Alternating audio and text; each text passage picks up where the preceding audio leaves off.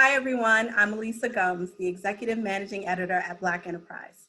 And today we're talking with one of the most well-known, most influential executives in the music industry. As the former president of Def Jam and the current CEO of 300 Entertainment, he's been instrumental to the careers of so many artists, from legends like Jay-Z and Kanye West to current hit makers like Megan Thee Stallion.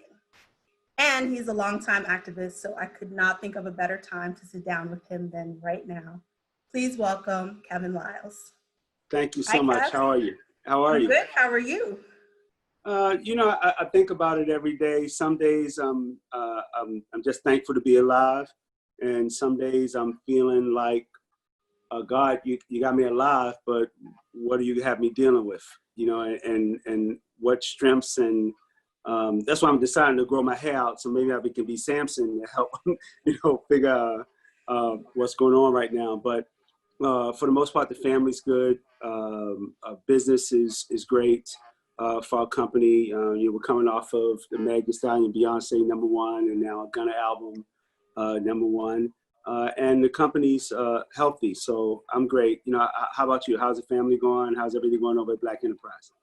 Good, good. I mean, we're busier than ever.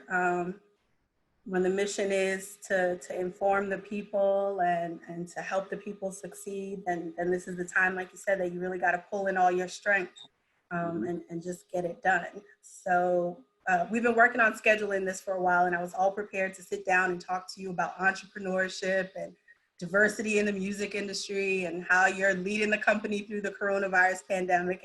And we'll get to that later, but the place that we're at right now in the world just cannot be ignored. So as a Black man, as a Black CEO, as an activist, how are you feeling right now? What are you thinking? It was funny. When it all went down, one of my employees called me and said, Kev, what's our position? I said, I'm fucked up. Sorry to curse. I said, because Be More Kev is coming out. And Be More Kev wasn't a CEO. It is a kid that he reacted off his emotions. And my emotions were saying things to me and put me in a very dark place. My emotion wasn't at that time to be thoughtful. And I had to remind myself that you've lived through Rodney King. And you've lived through so many of these situations that you're not numb, but you can't go out and have the culture tear everything up based off of an emotion when we work so hard to even get where we are today. And I had to honestly take a pause to be thoughtful and think about the 55 employees that I would put at risk if I did anything crazy, to think about the 100 artists that I would put at risk if I did anything crazy.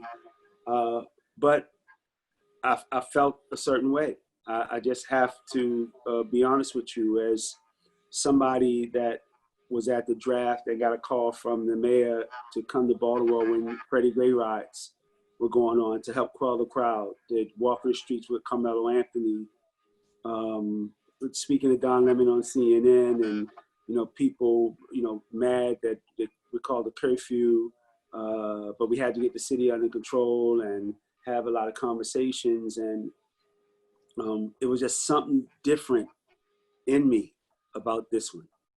And I think it wasn't even the term I can't breathe. There wasn't, because I heard that one before. It was calling out to his mother. That took me to a place of being uncomfortable when a grown man calls out for his mother. Took me to a place that I actually felt I was him. that I actually felt that it could have been my 21-year-old son. Very uncomfortable feeling. But, you know, wise Kev, got his thoughts together and realized the kind of the way I've been taught and raised, and the way that I've worked through situations before. I realized that that I've been built to deal with whatever God lays or puts in front of me, or even throws in front of me. And it's not the biggest cross that I've ever bared. And so I said to the company, there's not a statement we need to make, because every day we live socially responsible. There's not a conversation need to be had, because every day you're going to find 300 leading in any social issue. And I said to myself, well, what makes this different? But why does it feel different to you? And it boiled all down to, I have a social responsible company. Everybody know I'm an activist. Everybody know I'm on the front line. Everybody know I'm having the behind the scenes conversations with mayors, governors, and presidents about things. But what felt different about it is him calling out his mother's name. And I had to check myself before I wrecked a lot of things, because I felt unapologetically Black. I felt unapologetically human. I felt unapologetic a father. I mean, I felt all these things, and to make sense of it, I don't think I'm there, and I don't think I've ever made sense of any of it, because this is probably my, I don't know, 40th, 50th, murder that I've for police brutality that I lived through. And I tell people, they say, well, did you know this one? Did you know that one? I'm Black. I don't care that they're still my brother. Right. You don't have to know them personally. Still my sister. How about it? It could be me. And when you come from a culture of always being told no, you're not supposed to do this, and people like you don't get to this position, and like it's all of things, I can't help but to say, I'm Floyd. You know what I mean? I'm Tamir. You go down the list of I'm Bland. You know what I mean? Like you go down the list of things. So I'm glad we're talking about it early, because it's definitely on my mind in every conversation. And if you didn't bring it up to me first, I was going to bring it up to you first, and also the Black Enterprise audience, because I think, look at where we are. Pandemic, 40 million people out of work. People already homeless. Now, what are they? Homeless? Some people are already not working, so what are they? Not working. People are already struggling, so what are they? Struggling? Like what are we really saying? And I don't take it, what's the right word? I don't take it lightly with the position that I'm in, that whether I'm behind the scenes, raising money, marching, I have a greater role to play in our culture, just based off the opportunities that God has given me. Well, I asked specifically, how you felt about it as a CEO, because even though this is a fight for social justice or civil rights, human rights, there's such a big economic aspect to it that a lot of people don't get, but I know you get it. Listen, at the end of the day, our country was built on oppression of people to help build the country, and then don't own nothing behind it.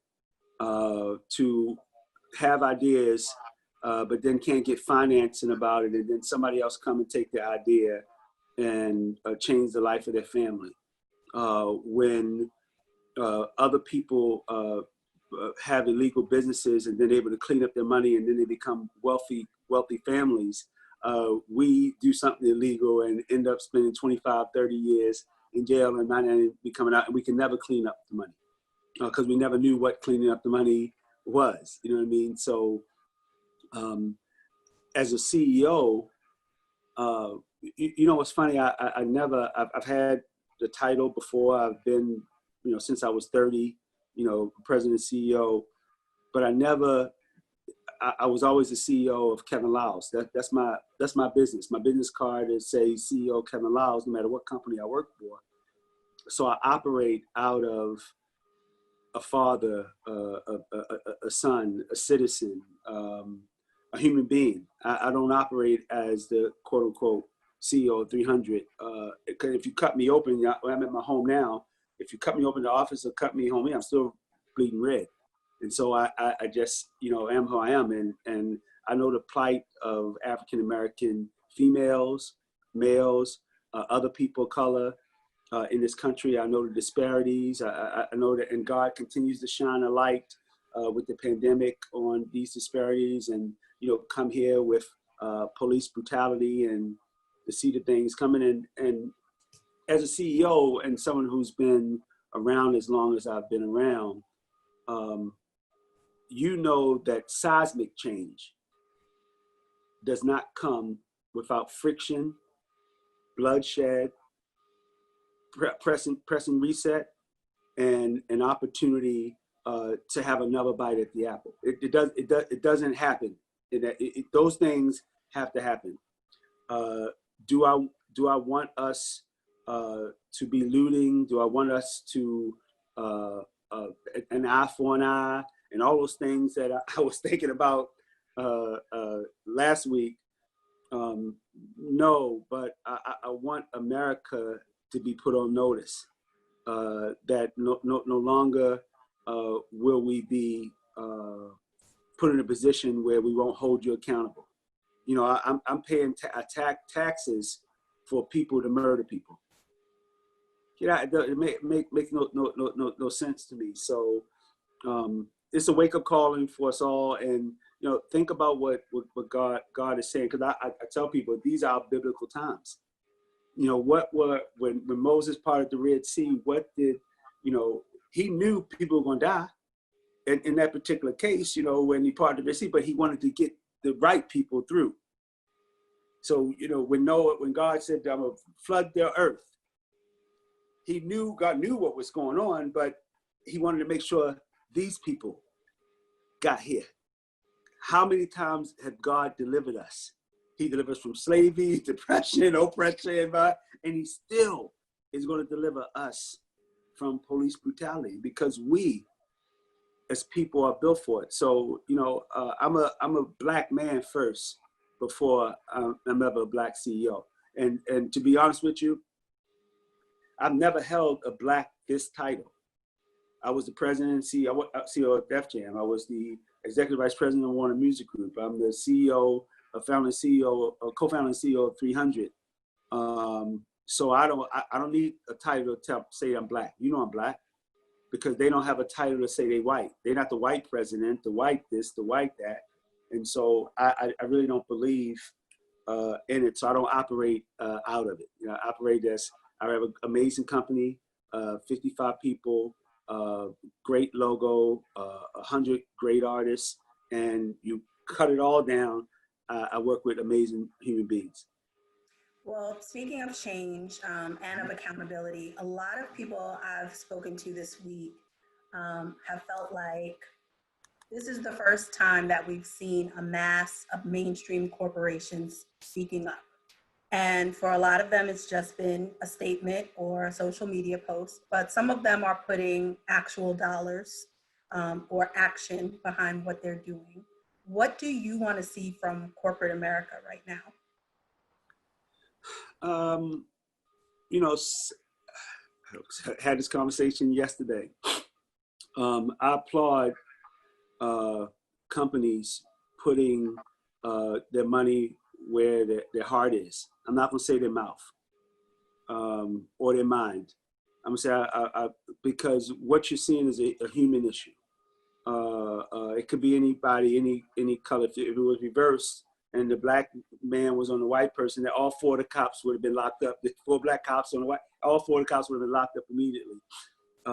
But the prosecutors, you know, in these cases have lost so many cases that they want to be extra sure that when they bring the charges, especially we got a black prosecutor now dealing with, that when you bring the charges, that they stick.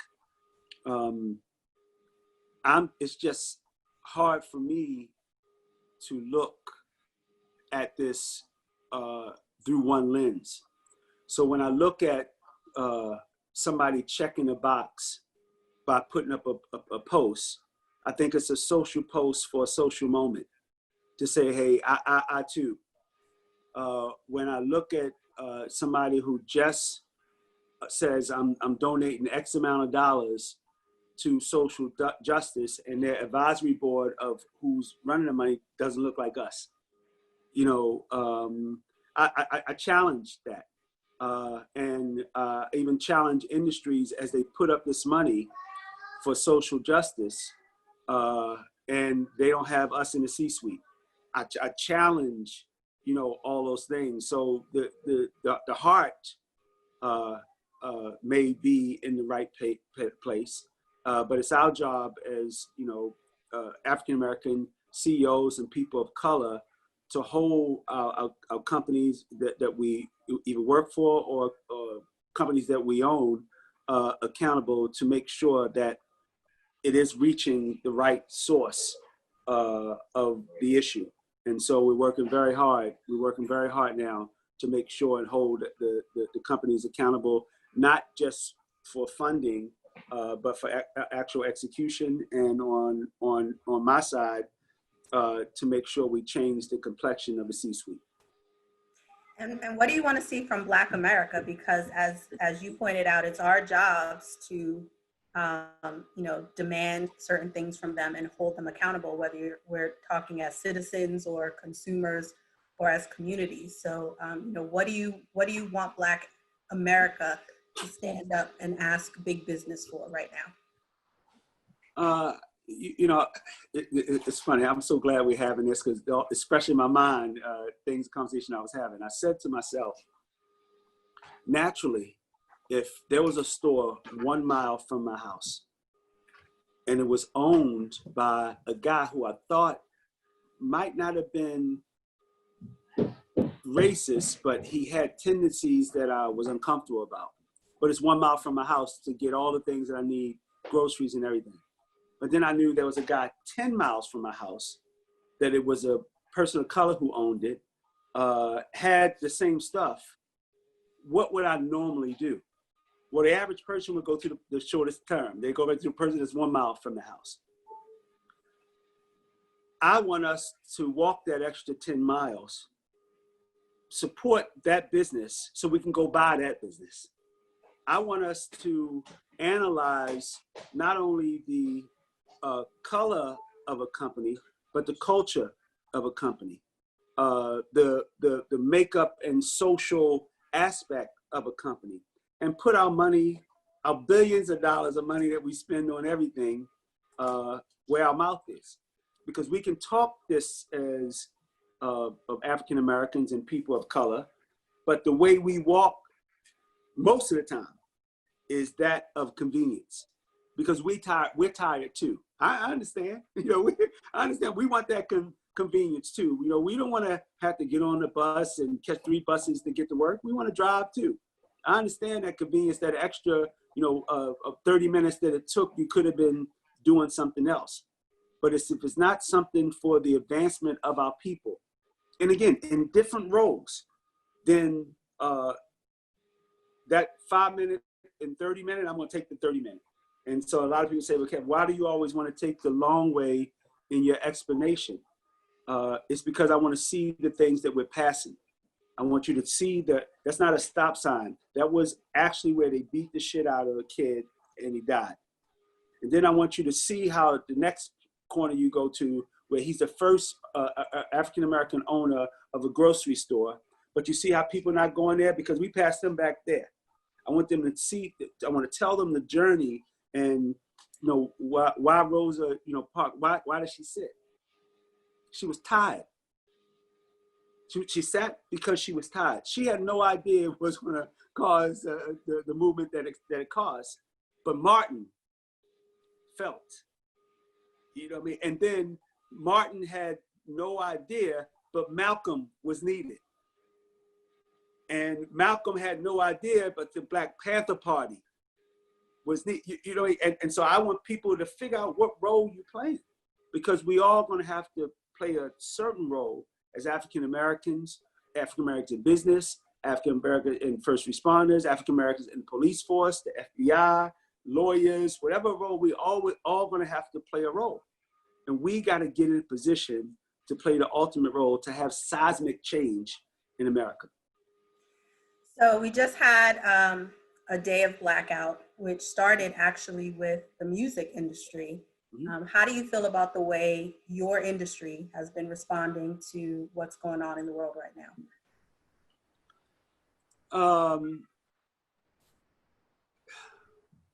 You just talked about this. It was yesterday, was Tuesday. Yeah, Tuesday. Rosa sat.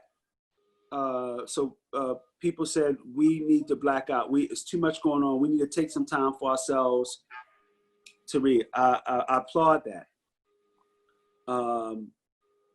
What I questioned was, why on an election day?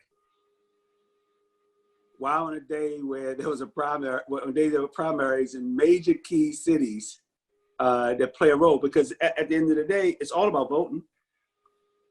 So, and why George Floyd, and why not Tamir Rice?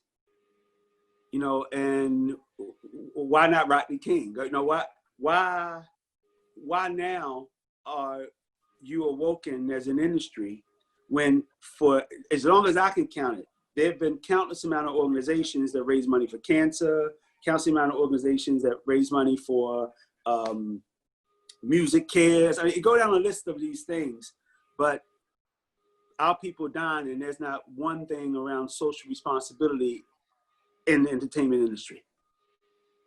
That's an issue. So I think that the makeup of leadership is starting to change. I think that young people who at most part are colorblind, because they get to see everything because they grew up in a social and more affluent African Americans are going to different schools. Like, so younger people are seeing, and they're coming into organizations questioning why. I had a young lady who just joined my organization. She said, "You mean we can really make our own decision and you cool with it?" I said, "Oh, you work for them." You know, we make mistakes here. You know, we go and learn, and I'm giving you guys the same opportunity that I don't run the company. I want the company to run. The only way you set the company up to run is if you allow people to run it. And so, to me, I think that I give us a C because we are empowering young people to live out their dreams. And by them living out their dreams, they're taking care of their families. And by them taking care of their families, they're breaking the cycle in some particular cases. They're starting their own businesses. They're creating businesses on top of the business of music. And so I think we're a great seed. We just need more sunlight and water on our organization to help, on the entertainment industry, to help us grow in the space. And, you know, I commend, like, you know, Warner Music Group just came out and said $100 million towards social justice.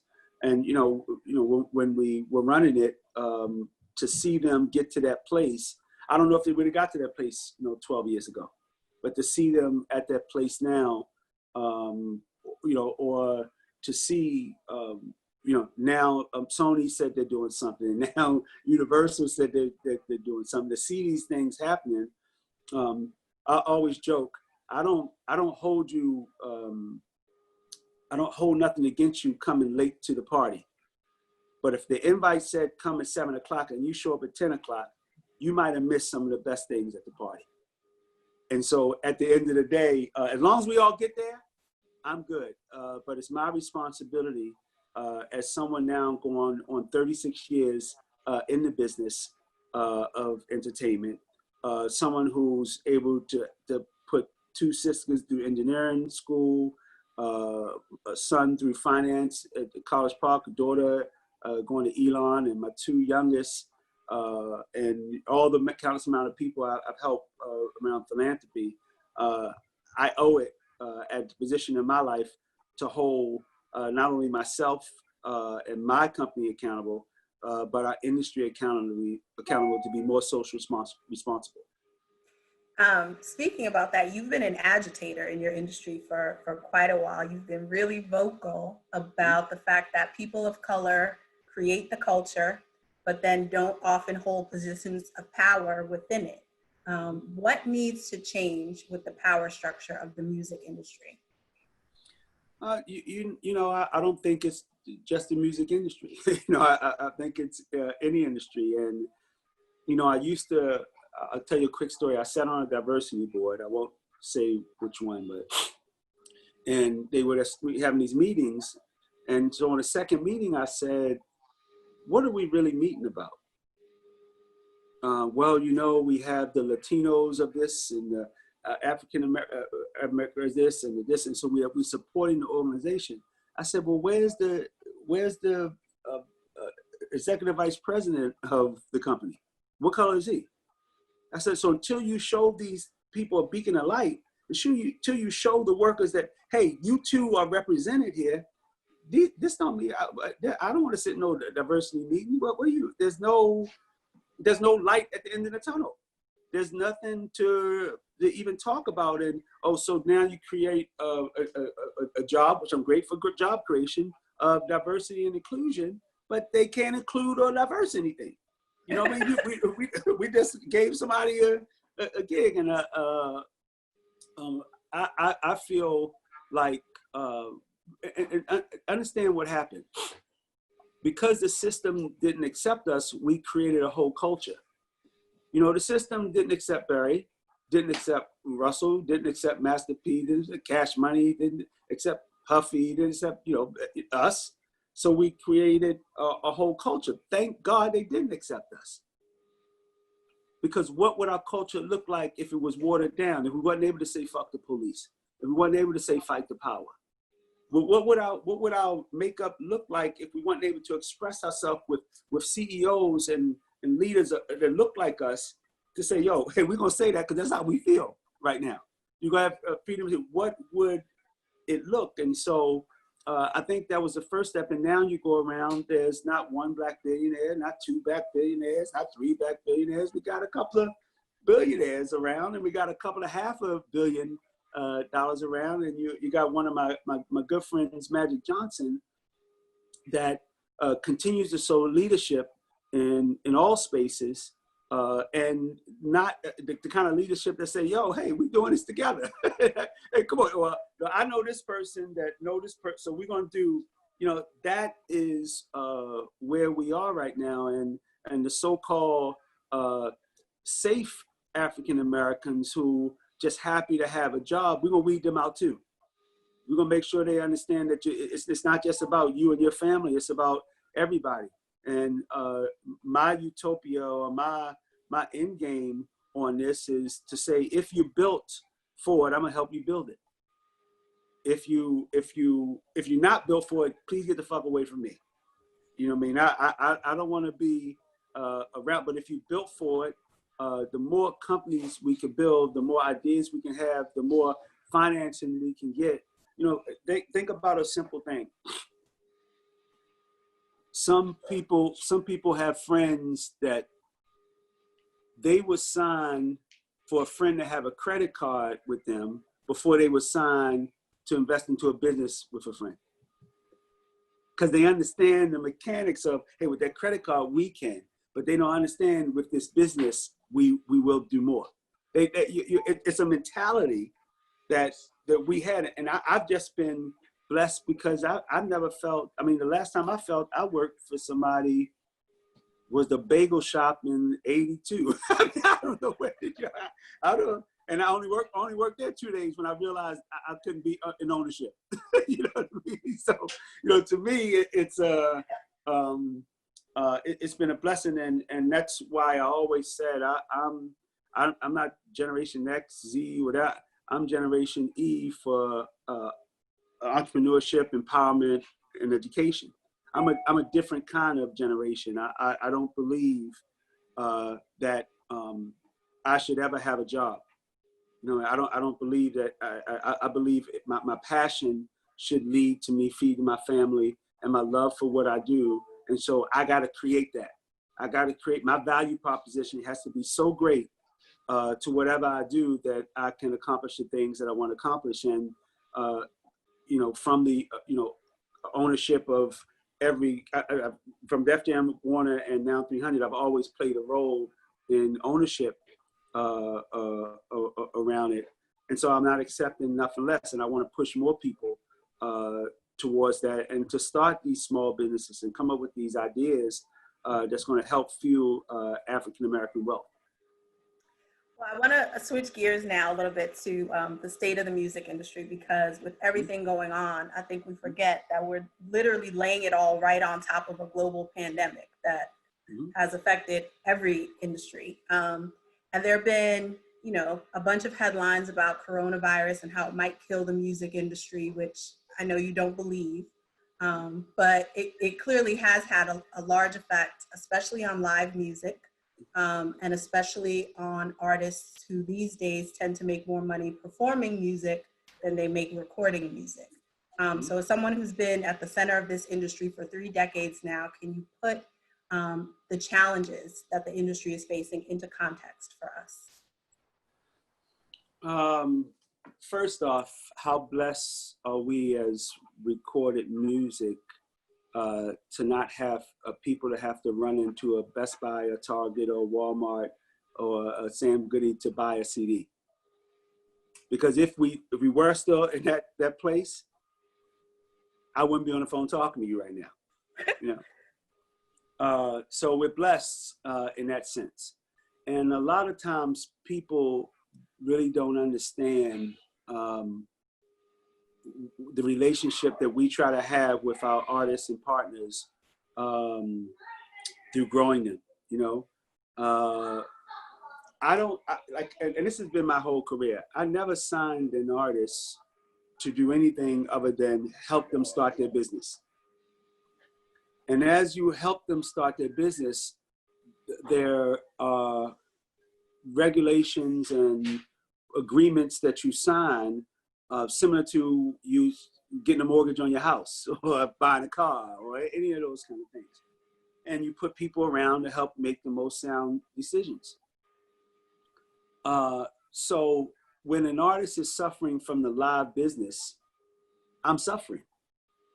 I'm not suffering, but I'm also the first seed investor of their business. And so if I feel that our business is viable, like somebody felt like Jeff Bezos' business was viable out of a garage, and they helped, he shares and they got more, and, you know, gave up shares and got more investment. I too am in that same place to invest into the people I care about while they're going through the pandemic. You know, similar to why I have a 300 relief fund for, you know, artists and employees at the company.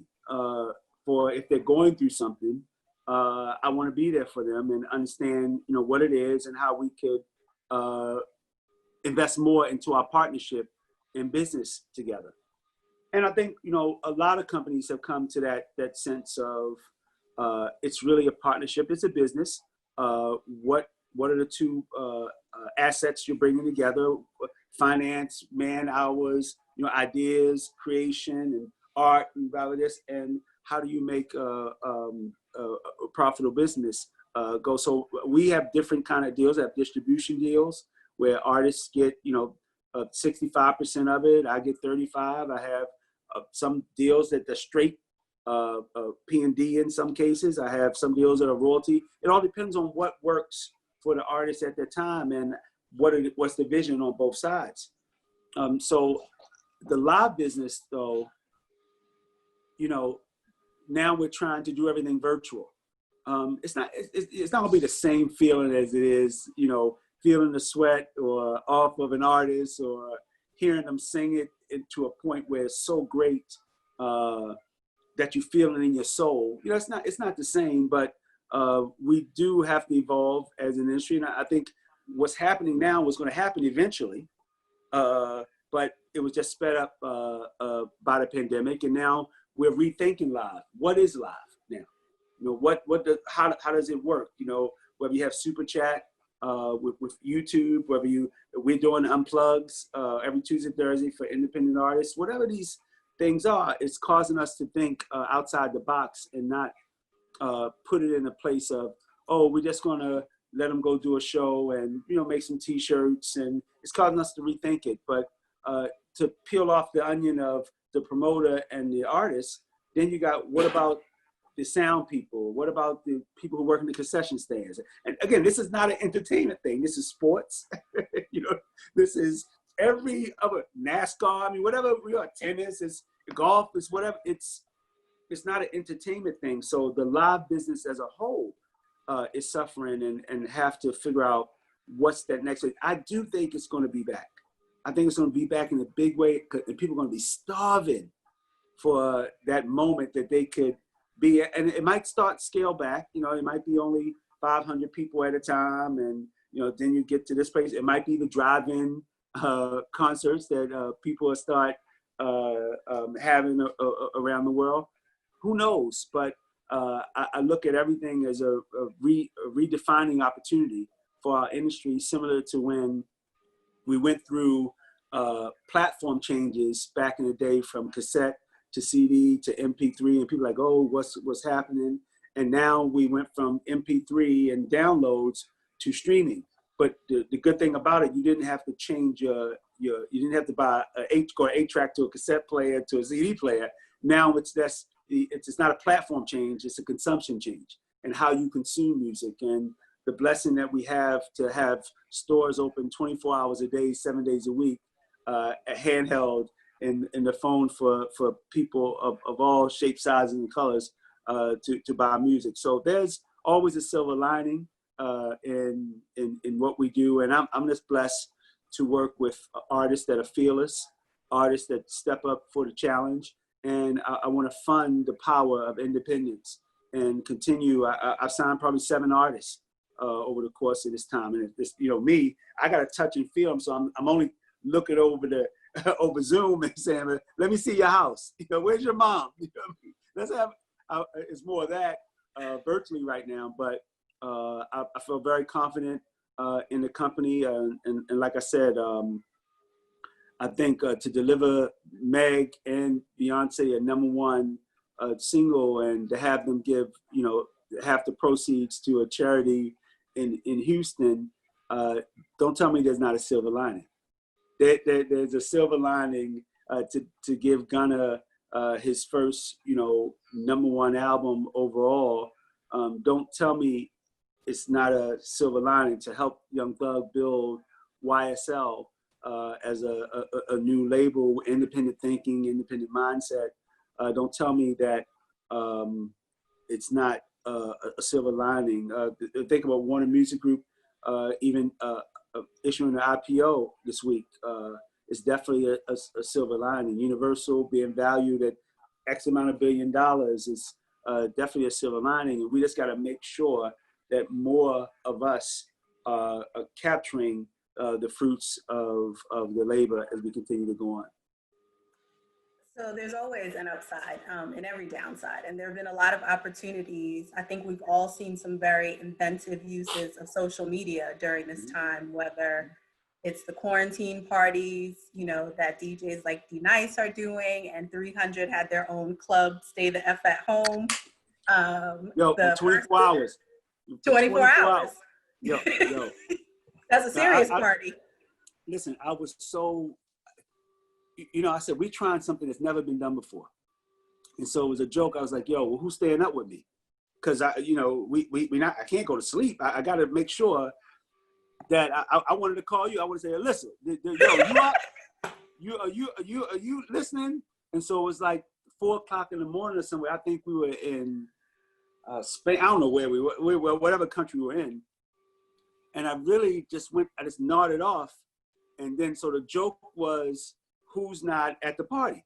You know what I mean? And for us to kick it off in London at the biggest club tape, and to go to Ghana, it just, that to me is what God was telling us to do. Yo, I'm gonna sit all y'all down right now. Now be creative. Come up with things and push the limits of it. And look what D-Nice did.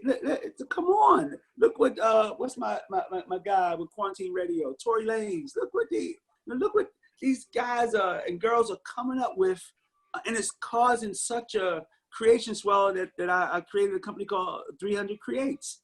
And we said, you know, we're going to fund people to come be creative and do different things and celebrate different time periods on us. And yo, you know what? I want to do the Unplugged series. And you know what? I want to start having one-on-one conversations with people. And it's like, my line is, creativity cannot be quarantined. Will never be quarantined, because we are a people that if there's a will, if God wakes us up, we're gonna find a way. So to me, I mean, maybe the glass. Sorry, which one is this? You know, maybe the glass is always half full. Maybe there's. I see the rainbow before the rainbow, but I just always feel through all the struggle and the pain, and God bless those who are not able to make it to the other side. And I hope I make it to the other side. And but when I get there, this reset has made me a better father, have made me a better husband, has made me a better homeowner. I get to see some of the things I have. That you pay for every day. That I pay for every day around here, has made me a better friend, has given me so much, has got me healthier, that when I get to the other side, if I'm not better, then I did God a disservice for putting me through what he put me through. I did my family a disservice. So I just, again, I look at the world differently, and I suffer too. My family's suffering too. Things are not the same, but we have to get to the new normal, because in the new normal will be great opportunity for all of us. So you mentioned the relief fund earlier, and I want to talk about that and some other things, because you have 100 artists. I know that you're doing some tangible things for your artists to make sure that they can still create and engage with their fans during this time. And you have 55 employees that you're also responsible for, and you're doing some really progressive things, I think, to make sure that they are well during this pandemic. So can you talk about the things you're doing for the company? You just want to get all the juice. Okay, cool. That's my job. That's my job. You get excited about quarantine creativity. I get excited about asking you the questions. Okay, so I'm gonna give you everything. So it was hard.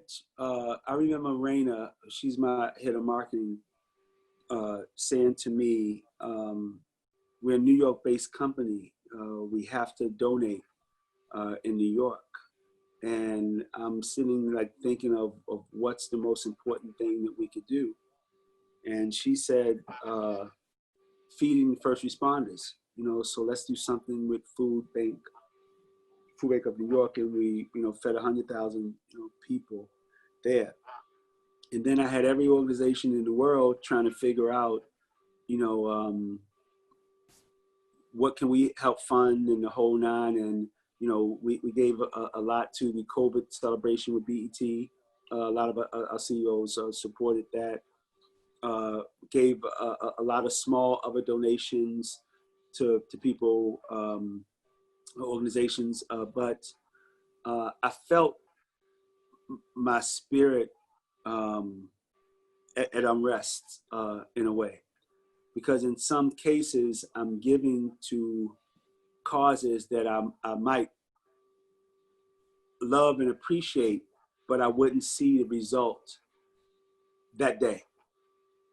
And I said to myself, although I have 55 people, they have husbands, kids, other family members that might be going through it. Artists that taking care of their family, and because they can't tour no more, that $8 million tour that they had is now a $0 million tour that they had. So what does right sizing their life, and what do these things look like over the course of time? And I said, I'm not going to put a number on this. What I am going to say is we're going to create the 300 COVID Relief Fund, and we're going to deal with issues within our family. So if your wife worked at a certain place, or a husband worked at a certain place that had to lay off, that changes your family income. And but if that changes, then you're not going to be okay working. You're going to have to deal with something else. So I didn't say what it had to be for, or what I will approve it. But if anybody felt that they couldn't be the best them because of a financial situation that they were in, that the 300 Relief Fund would be open to them. And when I tell you, you get to know people, boy, you get to know what's important to them. And I have such a great company, because the requests that we got, I can't talk about, but came from such a spirited place of, I just want to be the best me for the company. Came from a place of, we have to help those people that help make it better for other people too. It just came from a great, and then I said, I forgot who I was talking to. I said, you know, people are going through this shit for the first time in some cases. They don't even know what a pandemic is, and how this plays a role, and so we need to have some mental health things going on too. So I paid for, you can go for 2 hours of therapy every week. Therapist of your choice. I gave some suggestions, but you can pick a therapist of your choice. And then I said to my staff, and I want everybody to be able to take off 1 day a week. Work it out with your department heads. Department heads work it out with me. Everybody wants to take 1 day a week. That 1 day a week is just to sit and say, what the fuck is happening? How am I going through this? What's going on in my family? I'm homeschooling here. I'm trying to be on a Zoom call here, and they got the kids running around here, and all these things that I thought required, instead of us having because at 300 we work 7 days a week. You know what I mean? Let's just have a day that people could actually have off to themselves, to figure. And the surprising, I then said, guys, in your vacation time, nobody's wanting to take vacation now. I said, guys, you still have this vacation time. So figure out what those 3 days look like for you, a week look like for you, because the way we built 300 is not about one person. It's about the collective. And I believe that a healthy Alyssa is a healthier 300. A mentally well Alyssa is a healthier, mentally healthier 300.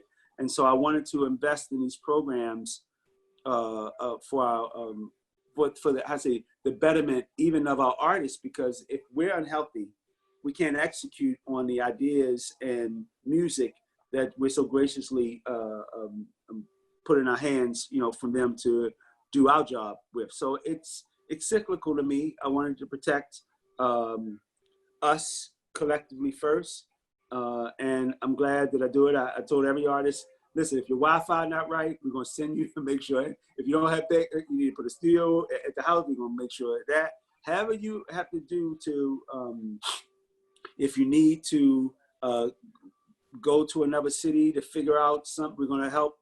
Whatever it was, and I think the pandemic's not over, so we're still going through and getting requests for different things, and we're being proactive by making sure that we're not a surface record company. I know when things are happening. I know when the people are going through things because people are communicating with me and the rest of my team on a daily basis. It's funny. I'm talking to more artists more often now, not out of necessity for, oh, Kevin, I need this, need that, but how's everything going? You know what I mean? Hey, you know, what's going on in your life? Because they know that a better me is a better them too. You know what I mean? So we're sharing a lot of moments. But I'm proud of the executive team that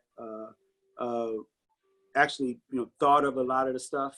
And I'm proud of all the 300 Create stuff that we're doing. And I just want to keep making it a greater value proposition for the power of independence, you know, in our country. It's such an inspiring, I think, example of leadership. And so much of your story to me is about your ability to lead, whether it was going from an intern at Def Jam to the president in 7 years, or now leading your own company through these unprecedented times. So, got another phone call? So I'm gonna leave it with this question. I'm trying, baby girl. I'm trying. I know. They go.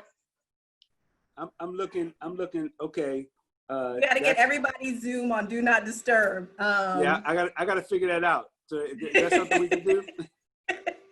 But I do want to ask you, because I think what we need in this world right now is leadership, is good leadership. And so, do you have any advice for aspiring leaders out there about how to be great? Again, I go back to saying, look within yourself. If you're not using this time to redefine who you are, what you are, why you are, finding your purpose-driven life. And, you know, one of the things that people will, Kev, you were artists, you were intern, you had a record company. I said, guys, I just was the best at whatever was in front of me.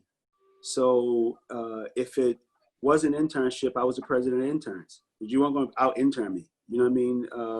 If I was the executive vice president of Warner Music Group, you weren't going to out executive vice president me. If I was a co-founder or CEO, you weren't going to out this. It's no way that God gave me everything. My eyes, my hand, my great heart, feet, that I'm not going to outdo whatever the status quo is. You know, and coming from with say a rusty spoon in my mouth, I didn't grow up with anything but that. I know what it tastes like. I don't want that taste. You know, so I'm gonna do everything I can, and at the same time, understand the power of, with success comes responsibility. And I don't tell other people. I give them guides, and I say, well, here's, you know, similar to the book I did, Make It Happen. I say, here's how it happened for me. Take what you can from it and develop your path. Because I had a lot of heavy shoes to fill when I came on from Rick, Russell, Leor, and myself, and a culture to help build and say, we're gonna pull up our pants a little bit, guys. You know what I mean? We're gonna actually come up with reports and hold ourselves accountable and look at OKRs, and you know, we're gonna go to this old corporate side. But I've been constantly able to reinvent myself for the times. So I would tell people always, never look at it for what it is. Never look at it for what it is. It's always something bigger, always something greater. It's never in the position of what is right in front of you. You know, like when I look at young people now, sometimes they think they have, well, I'm doing marketing, or I'm doing promo, or I'm doing this. No, you're being the best that you could be, and you're learning. And these are the tools that you put in your toolbox. So you're building a better inner house for yourself. Every conversation matters. A lot of people with ADD now, people not any ADD, they're ADD now. So they got all these things going on, but but if you're able to be ambidextrous yourself, then it allows you an opportunity to build a better house. But it all starts with you. And I'll leave you on this. A lot of people want it, but they're not willing to put the work in for it. You know, Kobe put the work in, yo. Michael put the work in, yo. Bron put the work in, yo. They put the work in. And Be More Kev puts the work in. oh, Be More Kev. By the way, I tell the young kids all the time, I might not be able to get you on the basketball court, but on Fortnite and Madden and NBA 2K, come see your boy. I might not be able to do that bungee and all that stuff y'all talk about right now. But if you want to get on that golf course, or you want to market a record to our culture, oh, you're gonna have to see me, because I'm in a position where at my age I have nothing to prove but to be the best that I can be. Not chasing money anymore. I'm chasing freedom to do what I want to do, when I want to do it, how I want to do it, with who I want to do it with. And I want to do it with my people of all colors, but people with the heart of entrepreneurs, the heart that they want to be successful and have a responsibility to do the same thing for other people. Thank you so much for your time. I know this week is crazy for you. We appreciate all the work that you're doing on the activism front and all the work you're doing as a standard bearer for Black business. So thank you.